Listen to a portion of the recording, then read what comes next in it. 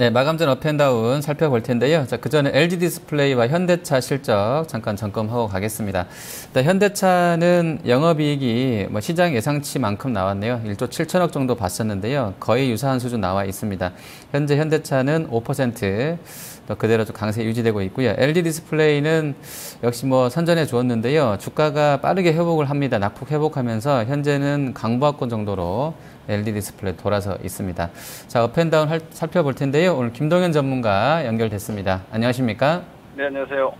네, 자, 지금 시장을 보면 이제 예탁금하고요. 주식형 펀드나 CMA 쪽으로 이런 그 증시 주변 자금이 넉넉하게 유지가 되게 되면서 장중에 밀리면 올라오고 하는 흐름 보여줍니다. 오늘도 역시 바닥권에서는 좀 많이 올라와 있고 코스닥은 계속해서 랠리 이어지고 있는데요. 자, 현재 시장 어떻게 좀 판단하고 계십니까? 예, 질적으로 보면 사실 그렇게 좋은 시장은 아닌 것 같습니다. 방향성은 여전히 시장은 좀 없는 것 같고요. 지금 현재 지수 움직임을 강세 내지는 상승이라고 보기에는 좀 무색한 움직임이지 않나 싶기 때문에, 시장 여전히 전체로 봤을 때는 방향이 좀 없는 움직임이고요. 시장의 방향이 이렇게 없다 보니까 주도주도 지금 없는 상황이고, 그렇기 때문에 오히려 종목들도 연속성이 좀 없이 움직이고 있다. 예를 들어서 어제 움직인 종목과 오늘 움직인 종목이 좀 다르고, 뭔가 이렇게 장대 양봉이 하나 나오나 싶으면 다음날 바로 마이너스를 밀어버리면서 오히려 그 다음날은 다른 종목이 움직이는 이런 식이기 때문에 지금 쫓아가면서 이렇게 매매하시는 게 전혀 먹히지 않는 시장이니까 급하게 이렇게 움직이실 필요는 없겠고요. 전체적으로 봤을 때는 좀 질적으로는 조금 좋지 않다. 박스권 정도의 시장이지만 시장의 질은 아직은 좀 답답한 양상으로 유지되고 있기 때문에 개별 대응을 잘 하셔야 되겠습니다. 네. 자, 그럼 종목들 하나하나 보겠습니다. 오늘도 지금 언급해 주신 것처럼 거래소 쪽은 일단 하락 종목 수가 좀 더 많고요. 코스닥도 역시 마찬가지입니다.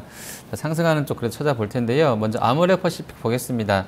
오늘 화장품들이 전반적으로 다 좋습니다. 삼성 LNS가 특히나 음봉을 며칠 맞고 나서 오늘 급반등 해주고 있고요. LG나 코스맥스나 한국콜마도 좋고요. 아무래도 지금 40만 원 다시 회복해 있는데요. 자, 어떻게 보십니까? 네, 화장품 여러분들께 제가 계속 말씀드리고 싶은 것이 과거의 주도주였다고 앞으로 계속 주도주의라는 법은 없습니다. 4월달, 5월달부터 분명히 화장품주 전반은 조정권에 들어가 있고, 오늘 사실 아모레퍼시픽이 2.5%까지 반등이 나왔지만 5일선, 21선 아래쪽에서 나오고 있는 시세이기 때문에 거래량도 많지 않고요. 이것을 상승으로 보긴 좀 어렵죠. 반등의 양상에 가깝기 때문에 아직까지 화장품이 다시 간다라고 말할 수 있는 상황은 전혀 아닌 것 같습니다. 주도주가 다시 가는지에 대한 확인은요, 예측을 하는 것이 아니라 따라가면 되기 때문에 현재는 그런 시그널 없다라고 보시면 될 것 같고, 지금 강한 삼성 LNS도 마찬가지입니다. 시세판을 보고 있으면 6% 많이 오르는구나. 근데 추세를 보면 그냥 반등, 의미 없는 반등 이 수준이기 때문에 시세에 현혹되지 마시고 전반적인 흐름이 위쪽을 향해서 움직이느냐 아니면 옆이나 아래쪽으로 움직이는 와중에 일시적으로 나오는 빨간불이냐, 이 부분 체크를 잘 하셔야지. 그렇지 않다면 지금은 자칫 중간 반등에서 물려 들어가는 수가 있기 때문에 이 부분 계속 주의하셔야 될 것 같습니다. 네. 자, 그리고 현대차 보겠습니다. 일단 실적이 1조 7,500억이니까요. 예상보다 조금 잘 나와 주었고요. 그리고 이제 실적 내기 전에 나온 중간 배당 1,000원 이야기하게 되면서 일단 작년처럼 연말에 3,000원 주면은 배당 수익률은 한 3%대로 높아질 수 있는 그런 긍정적인 재료를 만들어 놓은 것 같습니다. 자, 그리고 원엔 환율도 오늘은 다시 940원 선 진입 노리고 있는데요. 자, 지금은 좀 자동차 종목군 대장격인 현대차 좀 담아도 되겠습니까? 추격 매수할 상황은 아닌 것 같고요. 그러니까 낙폭과대 한 섹터로 자동차를 같이 보시되 이런 것 같습니다. 이따 낙폭 하락 종목에서 좀 이 부분에 대해서 말씀드리겠지만, 대우조선해양의 대규모 상각 3조 원의 상각 예상, 그리고 삼성중공업까지도 추가적인 상각, 그러면서 건설주 부진, 산업재 전반의 부진, 지금 사상 5년 내 최저가로 떨어지고 있는 종목들이 지금도 현재 시간대로 나오고 있는데, 이 부분이 이제 조선주 형태의 상각에 대한 우려감이죠. 쉽게 얘기하면은 B2B 형태, 즉 기업 간 거래에 있어서 예를 들어 대규모 매출 채권 상각이 이루어지는 거 아닌가, 이런 형태의 걱정들이 있는데, 자동차 같은 경우는 대표적으로 B2C죠. 그 매출 발생 자체가 일반 소비자에게서 형성되기 때문에 그런 어떤 대규모 상각 같은 것이 없다라는 데 대한 어떤 안도감에서 나오는, 가치주에서 제일 일단 의미 있는 반등이 나오는 이유이자, 그리고 환율에 대한 부분도 시장으로 봤을 때는 환율 이렇게 급등하는 건 저는 별로 좋지 않다라고 보지만, 좌우간 원엔 환율도 최근에는 일단 양호한 움직임이기 때문에 뭐 조선주 기술 반등으로 보시는 게 맞을 것 같고요. 본격적인 어떤 수요 개선이라든지 현대차 그룹의 MS 회복 구조가 아니기 때문에 뭐 현 상태라면은 추가 납품 없이 일단 박스권 정도, 그 박스권이 한 14만 원대 정도이지 않을까 싶기 때문에 뭐 쫓아가신 매매는 하실 필요가 없을 것 같습니다. 네, 자 그리고 제약주 중에서 한미약품 보겠습니다. 일단 사이언스가 뭐 그 특허권 취득 고시를 내고 나서 좀 급등인 반면에 한미약품은 뭐 아주 세지는 않습니다. 한 1% 정도 올라 있는데요. 이 종목은 좀 어떻게 접근이 필요하겠습니까? 한미사이언스가 탄력적이지만 저는 제약주의 기준은 여전히 한미약품으로 잡자라는 의견입니다. 한미약품은 지난 그 제약주의 급락 쇼크가 나왔던 7월 7일 구간 이상에서 거래가 되고 있고요. 한미사이언스 같은 경우는 그 이하에서 거래가 되고 있죠.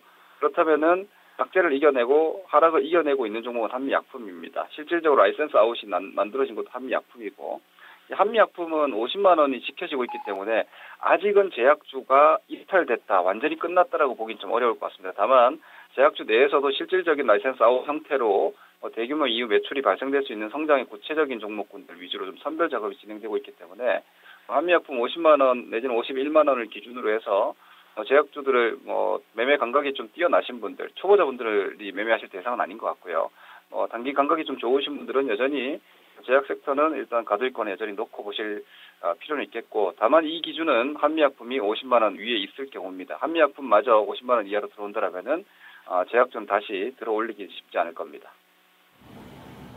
네, 자, 그리고 하락 쪽 보겠습니다.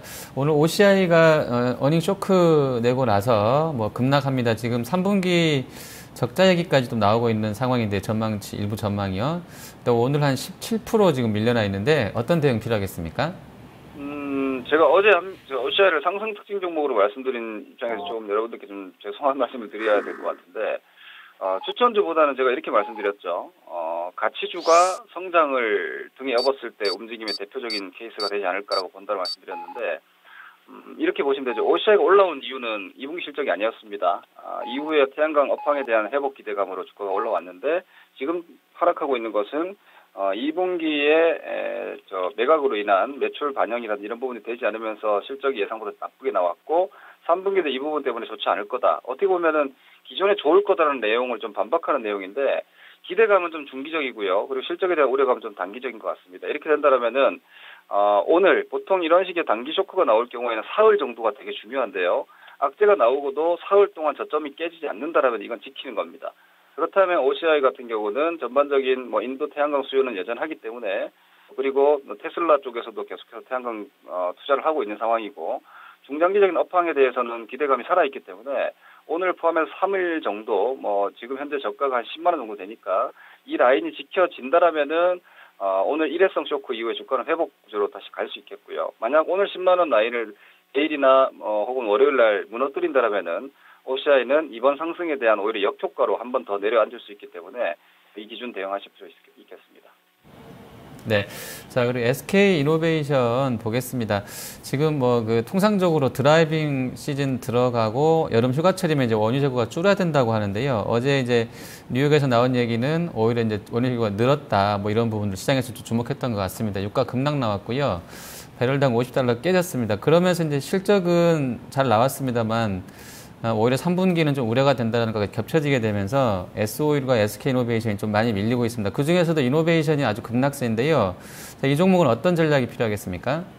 시장이 거의 코에 걸면 코골이, 귀에 걸면 귀걸입니다. 실적 좋은데 다음 실적 안 좋다 그러면 급락이 나오고 있고요. 안 좋은데도 다음이 좋을 거다 그러면 오르고, 실적 시즌도 사실 좀 무색하게 만드는 상당히 혼란스러운 시세인데, 이 부분은 사실 이 종목에 대해서 지금 현재 대형주들 같은 경우에는 어차피 큰 자금들이 시장에서 이렇게 배팅하고 있는 상황이 아니기 때문에 배트를 길게 잡고 가져갈 수 있는 분들의 어떤 마켓이 있는 것 같습니다. 예를 들어서 실적 때문에 빠지더라도 이 부분을 밸류에이션적인 메리트로 보고 한 1년 이상 볼 수 있는 분들의 저점 매수를 활용할 것이냐, 아니면 단기 트레이딩 하시는 분들은 전혀 지금 고려 대상이 되지 않기 때문에 이 부분에 대한 구분이 필요하겠고요. 이런 움직임은 지금 전반적인 시장이 상당히 좀 혼탁하게 움직이고 있다는 좀 방증이 될 것 같습니다. 매매를 그렇게 자주 하지 마시고 매매 건수를 좀 줄이시고 아주 적극적인 트레이딩보다는 약간 물러서서 시장이 좀 안정되는 것을 확인할 필요가 있을 것 같습니다. 네.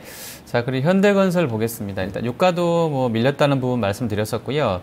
정부에서 이제 그 가계 부채 종합관리대책 나오게 되면서 오늘 전반적으로 건설주 부진한데요. 특히나 이제 현대산업하고 현대건설이 좀 많이 밀려나는데요. 이 종목은 어떻게 보십니까? 네, 두산인프라 함께 말씀드리겠습니다. 두산인프라코도 지금 사실 대단히 급락이 나오고 있고요. 이런 움직임이 언제부터 나왔는지를 살펴보시면 전부 대우조선의 어닝 쇼크 시점부터 지금 시발점이 만들어졌다고 보셔야 될 것 같습니다. 이런 부분들이 일단 현대건설 같은 경우도 이런 거죠. 대우조선이 조선주들만 삼성중공업이 현대중공업이 미포조선이 작년에 다 삼각 처리할 때 생각을 안 했고 건설주 같은 경우에도 GS건설이나 삼성엔지니어링이나 뭐 대림산업이나 해외 플랜트 쪽이 많았던 기업들이 다 상각이 있었는데 현대건설은 그런 게 없었죠.